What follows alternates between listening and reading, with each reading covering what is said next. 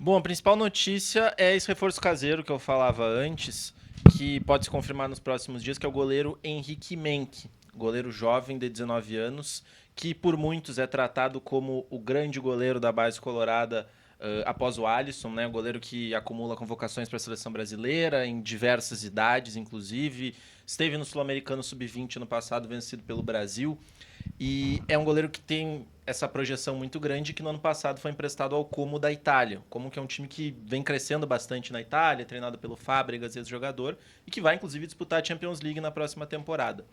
O Henrique Menck, ele chegou e foi ao Como para ter mais minutagem no time que é chamado de time Primavera, que é o time sub-19. Na Itália é super comum assim, os campeonatos sub-19, chamado de Primavera. O Como estava na segunda divisão, foi campeão da segunda divisão, ou seja, vai jogar a primeira no ano que vem, com o Henrique Menck sendo um dos destaques.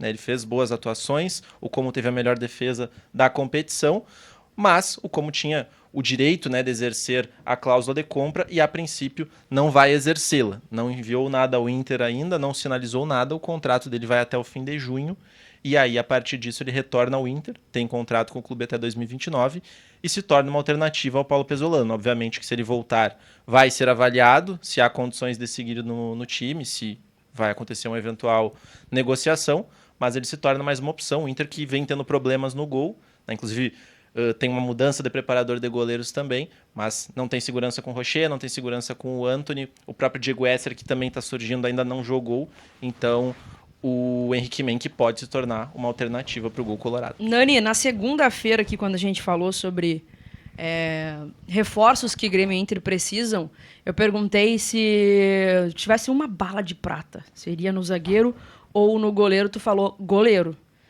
Te ajuda ou tu acha que não é o suficiente para o restante da temporada? Não sei até que ponto um jogador da base, nesse momento, entrar no gol com essa pressão que já tá pra cima dos goleiros, com um preparador novo, se isso seria de agrado do torcedor, sabe? É claro que a gente gosta de ver os meninos da base bem, crescendo, sendo utilizados, mas o Antony também era um menino da base, sabe? E a torcida já tá perdendo a paciência com ele. Então, até que ponto o menino vai entrar tendo uma margem de daqui a pouco evolução, né? Qualquer pequena falha já vão descer a lenha. E a sequência de goleiros da base do Inter recente não é positiva, né? Daniel, também se falou muito, nossa, era um cara jogou, começou bem, caiu e despencou. Todos começaram bem e o Kehler depois, né? Todos. É a mesma coisa. E era um momento que o melhor era sempre que não estava jogando, né? Sempre nessa linha, assim. O Grêmio teve esse período também com Breno e Chapecó ali. Exatamente. Né? Teve aquele revezamento e tudo mais. Eu acho que ainda tem que ir no mercado, né, Nani? Não vai ter muito eu pra acho onde que tem que correr. ir no mercado. Eu acho que, assim, o Menck, por exemplo, tem 2 que estão na frente dele, que estão ali no profissional treinando já há bastante tempo, né? O Diego Esser e o Cauã. São 2 jogadores que estão ali, 2 goleiros que estão nesse treinamento já há mais tempo. Então, talvez estivessem até na frente para receber uma oportunidade em relação ao próprio Henrique Menck. Não sei, assim, se faz muito sentido ele já voltar pro Inter no time principal e com esse status de poder ser o titular. Né? Acho muito difícil, eu muito acho difícil. que não também. E como tu falou, ele também tem que tomar um certo cuidado, porque eu lembro de um debate no Gauchão do ano passado, com o Antony indo muito bem durante o campeonato. E, afinal, o Rocher volta e o Roger ainda mantém, né? Banca o Antony por ali. E o debate era, o Antony pode ser o titular da temporada? E depois se viu que era insuficiente. Ele teve realmente uma fase muito boa, mas para ser o goleiro titular... Ele teve uma fase boa antes né? disso ainda, em 2024, que o Roger também fica de fora, ele entra e pega um pênalti, que foi contra o Cruzeiro. E ali ele faz uma sequência interessante, só que quando ele retorna, se eu não me engano era de data FIFA naquele momento, o Rocher, quando ele volta da data FIFA, ele volta a jogar, né? Então... Mas tu não acha, Nani, que nesse cenário hoje, por exemplo, talvez o zagueiro seja mais importante, porque ainda assim, ainda dá pra tentar com o Rocher? O Rocher, o problema dele é muito mais lesão mas vamos lá. O que eu ouvi é sobre lesão, o Rocher, mas quando você tá em campo né? também, tá. tá O que eu falhando ouvi bastante, sobre né? o Rocher é que as lesões dele são lesões que atrapalham nos treinamentos e nos jogos. Ele não tá 100%. Ele, quando tá entrando em campo pelo Inter, ele não tá recuperado. Ele tá entrando com dor. Ele tá jogando com dor, mesmo quando ele é opção em relação ao Antony. Ele não tem período de treino. O Rocher, ele fica se recuperando e já joga. Ele faz 2, 3 treinos e vai pra jogo. Ele não consegue ter um período. Então, talvez esse momento de Copa do Mundo ajude nesse sentido. Né? Ele tá tendo um período maior de treinos agora, né? Recuperado de uma lesão ali na lombar que ele sentiu. Pode ser que isso ajude se ele não sentir de novo, ou daqui a pouco ficar esse tempo sem jogar, só se recuperando. É essa a informação que eu tenho, que ele realmente sente as dores. No fim, que os movimentos que ele nos faz são vídeos compensando divulgados aí essas pela dores. seleção do Uruguai, tá bem tranquilão lá. Sentindo É nenhuma. que parece isso. Parece porque ele Tô se pegando joga na no teu pé. bola. Mas... E no fim, a sequência ela importa muito, né? O Inter, nesses últimos anos, teve essa situação com o Antony, com o Rocher, e aí firma o Rocher, daí tem lesão, vai mal. Antes a gente falava, né? Daniel, Kehler. Não teve uma afirmação no gol para dar aquela sequência que o Rocher foi quem mais teve e talvez não tenha aproveitado, até por falhas dele dentro de campo, mas que é a sequência que vai determinar, que o goleiro vai se acostumar, vai ter o ritmo de jogo, enfim, É e me que acaba parece sendo fundamental. Que a grande bronca do torcedor com o Rocher é a falta de sequência, né? É a lesão. Porque ele tem falhas, mas assim, eu acho que o que mais incomoda mesmo é o... É não putz, jogar. o Rocher tá recuperando. Vai pra seleção, joga, volta, putz, sentiu de novo. Acho que isso é o que mais incomoda o torcedor nesse momento. Ele teve aquela falha muito grotesca contra o Curitiba, né? Que ele não sai na bola. Então, assim, ele falhou contra o Remo. contra o Remo. Ele falhou no Grenal, No acabou Grenal. não fazendo gol contra por um detalhe. Mas ele também teve defesas boas nesse período, né? É que é difícil avaliar goleiro, porque assim, o melhor goleiro é aquele que não toma frango. Exato. Não é só o que faz milagre. O que faz milagre, não adianta fazer 3 milagres e tomar um gol defensável. Então, assim, goleiro bom é o que é mas confiável. Tu sabe que ele vai pegar 80% das finalizações do adversário, que ele vai tomar os gols que deveria tomar, mas não vai tomar frango. Esse é o melhor A goleiro que tem. impressão que dá é que acabou a paciência com o Rocher. Pelo menos o que eu vejo da torcida do Inter é nessa linha, assim. Porque no início, o Rocher ele começa muito bem, tem aquele jogo, os jogos da Libertadores, contra o River, contra o Bolívar, ele vai super bem. E aí vem o Grenal que ele falha, que depois vem à tona a Porque lesão ele da tava costela. lesionado.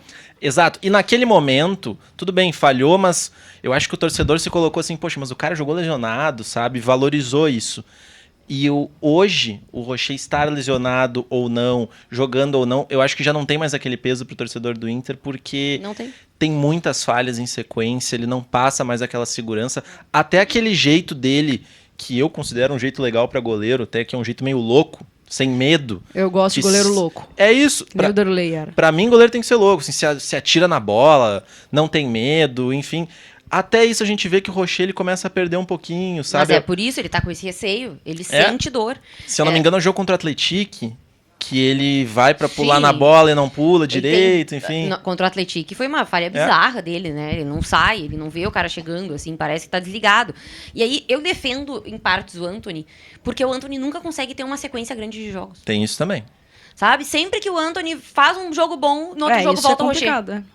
Né? E aí, o Antony fica 2, 3 jogos sem jogar, aí tem que jogar de novo. Quando ele faz a melhor partida dele, ele sai. Exato. Quando Aí foi contra o Fluminense. joga de novo, aí para mais 3, 4 jogos, volta a jogar. Pra goleiro, isso é muito É. ruim. E a sequência que ele teve foi no Gauchão, né? A maior sequência foi ali, Exatamente. que também é complicado a gente nivelar pelo Gauchão. A gente já viu vários jogadores que brilham no estadual, chegam no campeonato nacional ou internacional e acaba não correspondendo. Então também é complexo. A gente tem aqui também a tela dos jogadores que estão emprestados pelo Inter e que voltam após a Copa do Mundo.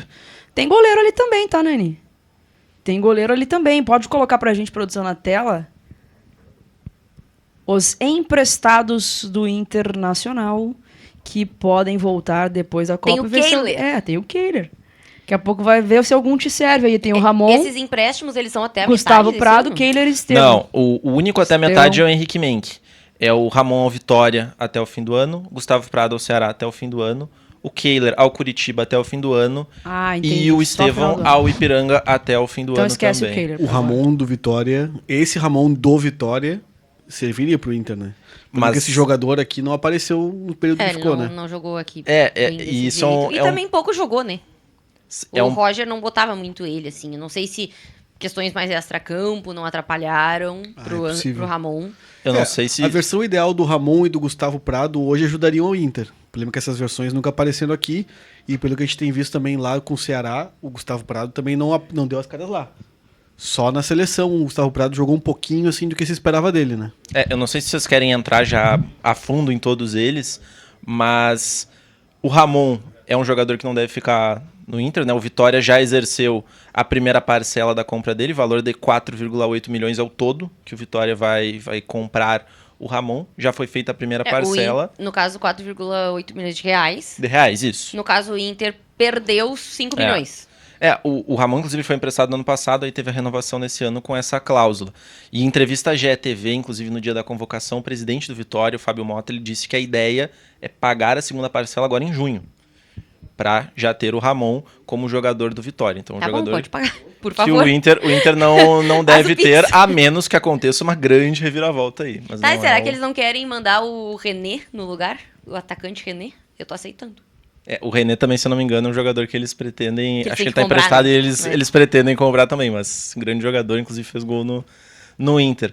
A situação do Gustavo Prado, é como o Marco falou, ele não tá bem no Ceará, não conseguiu se firmar ainda. É uma né? decepção, o Gustavo Prado se esperava muito mais Se dele. esperava Ah, muito é um mais. pouco, sim. Até por passagem por seleção, assim, Pois tinha... Em algum momento, eu acho que se olhou assim como um jogador bom de grupo também. No início era promessa, enfim, depois se tornou aquele jogador bom de grupo, que a gente fala muitas vezes, né? Poxa, por que buscar um meia reserva que é tão caro se tu tem na base? E depois ele acabou nem se tornando isso. E aí no Ceará, com essa chance de ter mais minutagem, num time que poderia ser protagonista da Série B, não vencendo, ele não tem jogado O tanto. Gustavo Prado tem uma imagem muito simbólica, né? Que ficou marcado com a torcida, que foi ano passado, quando o Inter se livra do rebaixamento, que o D'Alessandro entra chorando no campo e ele tá ouvindo um áudio no celular. Tipo, olhando pro nada, ouvindo um áudio no celular. Não tava nem aí pro momento, sabe? Alienado. Completamente fora do contexto, assim. Então... E isso pro me torcedor parece marca muito, né? Muito, muito. Muito. Porque tu vê praticamente todos os outros jogadores Engajados ali, com a causa, né? né? Mas Pô, se o ele Cleiton tivesse... Sampaio tava comemorando, sabe? Então tu espera que o jogador da base vá fazer isso também.